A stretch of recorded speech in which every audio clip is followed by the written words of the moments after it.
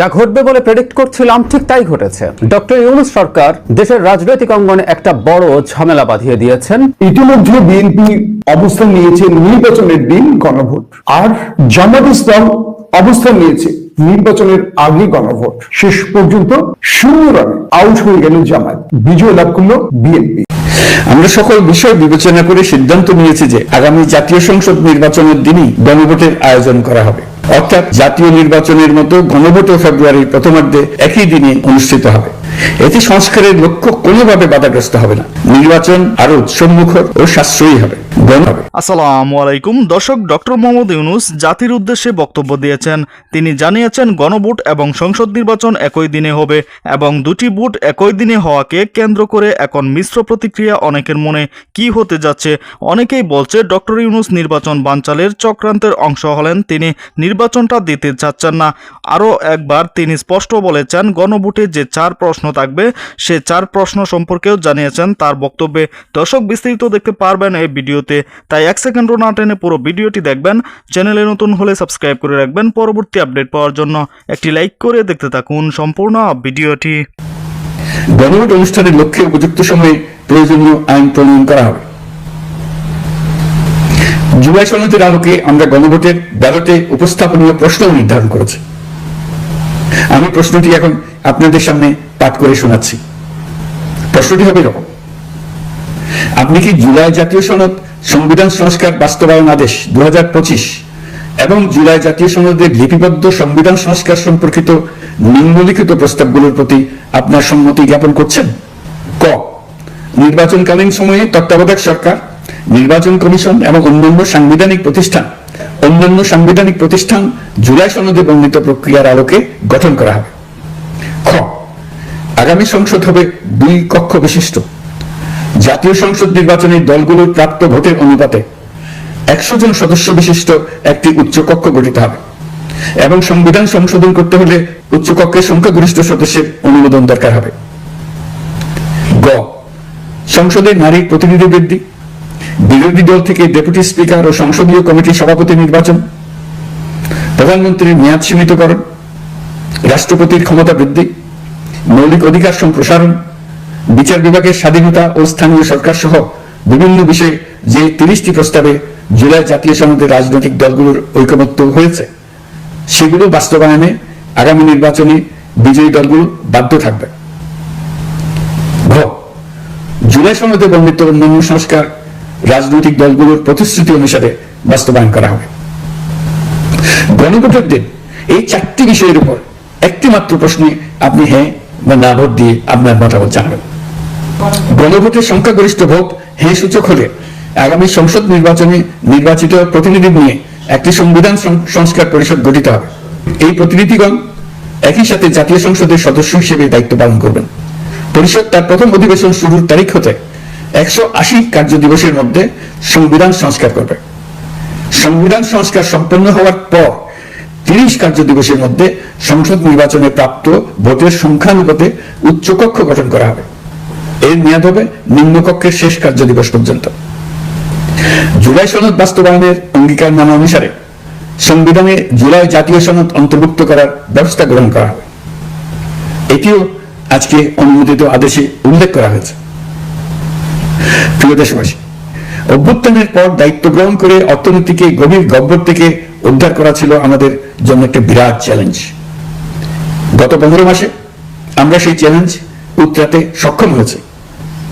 রপ্তানি, বৈদেশিক বিনিয়োগ ও রিজার্ভ সহ অর্থনীতির সবগুলো সূচকে দেশ ইতিবাচক ধারায় ফিরেছে। লুট হয়ে যাওয়া ব্যাংকিং খাত ইতিমধ্যে ঘুরে দাঁড়িয়েছে, মানুষের আস্থা ফিরে এসছে। ব্যাংকিং খাতকে আরো শক্তিশালী করতে নানামুখী পদক্ষেপ চলমান রয়েছে। অভ্যুত্থান পরবর্তী সময়ে বিভিন্ন দেশের বৈদেশিক বিনিয়োগ হ্রাস পেলেও বাংলাদেশে গণ অভ্যুত্থান পরবর্তী প্রথম বছরে বৈদেশিক প্রত্যক্ষ বিনিয়োগ অর্থাৎ এফডিআই 19.13% বৃদ্ধি পেয়েছে। এটি বৈশ্বিক প্রবণতার বিপরীতে এক অনন্য অর্থনৈতিক দৃষ্টান্ত স্থাপন করেছে। আগামী সপ্তাহে ডেনমার্ক ভিত্তিক ম্যাক্স গ্রুপের মালিকানাধীন এপিএম টার্মিনালস বিভি এর সঙ্গে লালদিয়া কন্টেইনার টার্মিনাল প্রকল্পে 30 বছরের কনসেশন চুক্তি স্বাক্ষর হতে যাচ্ছে। এই চুক্তির আওতায় ইউরোপীয় এই কোম্পানি 550 মিলিয়ন মার্কিন ডলার বিনিয়োগ করবে। এটি এই যাবৎকালে বাংলাদেশে ইউরোপের সর্বোচ্চ একক বিনিয়োগ। লালদিয়া হবে দেশের প্রথম বিশ্বমানের গ্রিন পোর্ট। প্রিয় দেশবাসী, প্রায় 1.5 যুগ ধরে আমাদের জনগণ ভোটাধিকার থেকে বঞ্চিত ছিলেন। তারা আজ আসন্ন নির্বাচনে তাদের ভোটাধিকার প্রয়োগ করার জন্য উন্মুখ হয়ে আছেন। আগামী ফেব্রুয়ারিতে সুষ্ঠু নির্বাচন অনুষ্ঠানের বিষয়ে অভ্যুত্থানের সপক্ষে রাজনৈতিক দলগুলোকে অবশ্যই ঐক্যবদ্ধ থাকতে হবে। তা না হলে জাতি এক মহা বিপদের সম্মুখীন হবে। এই সম্পর্কে আমি আগেও একাধিকবার আমার আশঙ্কা প্রকাশ করেছি। ফেসিবাদের বিরুদ্ধে 2024-এর জুলাইয়ে মৃত্যুর মুখোমুখি শির উঁচু করে দাঁড়িয়ে দেশবাসী যে ঐক্য গড়ে তুলেছিল, আমরা জীবিতরা যেন অল্প স্বল্প ভিন্নমত ও লঘু বিবাদে জড়িয়ে তার মর্যাদা ক্ষুণ্ণ না করি। 133 শিশু, শত শত তরুণ তরুণী, নারী পুরুষের মৃত্যু, হাজার হাজার মানুষের অঙ্গহানির যে আত্মত্যাগ, সেটিকে আমাদের সম্মান জানাতেই হবে। দেশের আপামর জনগণ সামান্য যা চায় তা হচ্ছে এই অগণিত হতাহতের স্মৃতির প্রতি শ্রদ্ধা জানিয়ে আমরা সবাই যেন ভিন্ন মতের প্রতি সহিষ্ণুতা দেখাই। দলীয় স্বার্থ অতিক্রম করে সম্মিলিত আকাঙ্ক্ষা ও জাতীয় চাওয়াকে ঊর্ধ্বে তুলে ধরি।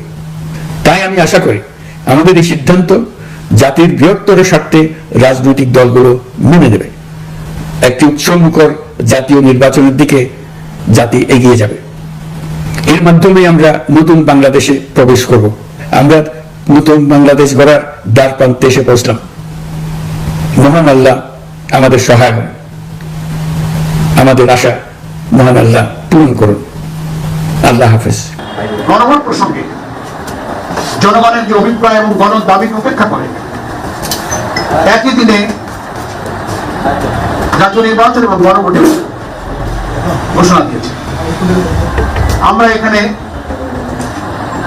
বাংলাদেশ জামাত ইসলামের পক্ষ থেকে খুবই পরিষ্কার করে বলতে চাই যে প্রধান উপদেষ্টা একই দিনে গণভোট এবং জাতীয় নির্বাচনের ঘোষণায় জনগণের আকাঙ্ক্ষা পূর্ণ হয়নি।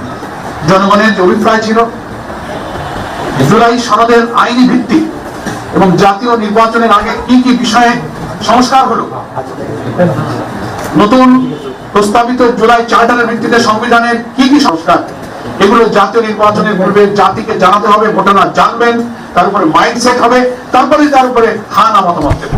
কিন্তু একই দিনে জাতীয় নির্বাচন, একই দিনে গণভোট হলে ভোটার তো সেই জুলাই চার্টার সম্পর্কে অবহিত হয়ে তিনি হা না ভোট দেওয়ার পূর্বে তিনি তো সেটা আগে বুঝবেন, মাইন্ডসেট করবেন। অথচ একই দিনেই তাকে ওই সিদ্ধান্ত নিতে হবে, আবার একটা প্রতীকে তার জাতীয় নির্বাচনের ভোটও দিতে হবে। এটা একটা সংকট তৈরি আছে। কেয়ারটেকার হোক আর যত নিরপেক্ষ নির্বাচনের কথাই আমরা বলি, প্রত্যেকটি নির্বাচনে কম বেশি কিছু কিছু ভোট কেন্দ্রে সহিংসতা হয়ে থাকে, বিশৃঙ্খলা হয়ে থাকে। 2-5টা কেন্দ্র বন্ধ হয়ে গেল, গোলাগুলি হলো, স্থগিত হয়ে গেল। প্রিয় দর্শক, সম্পূর্ণ ভিডিওটি দেখলেন, অবশ্যই বুঝতে পেরেছেন ভিডিওটি গুরুত্বপূর্ণ ছিল।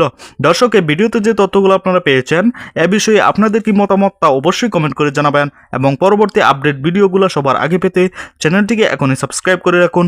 এই মুহূর্তে বিদায় নিচ্ছি, দেখা হবে পরবর্তী নতুন কোনো ভিডিওতে। সে পর্যন্ত ভালো থাকুন, সুস্থ থাকুন। আসসালামু আলাইকুম।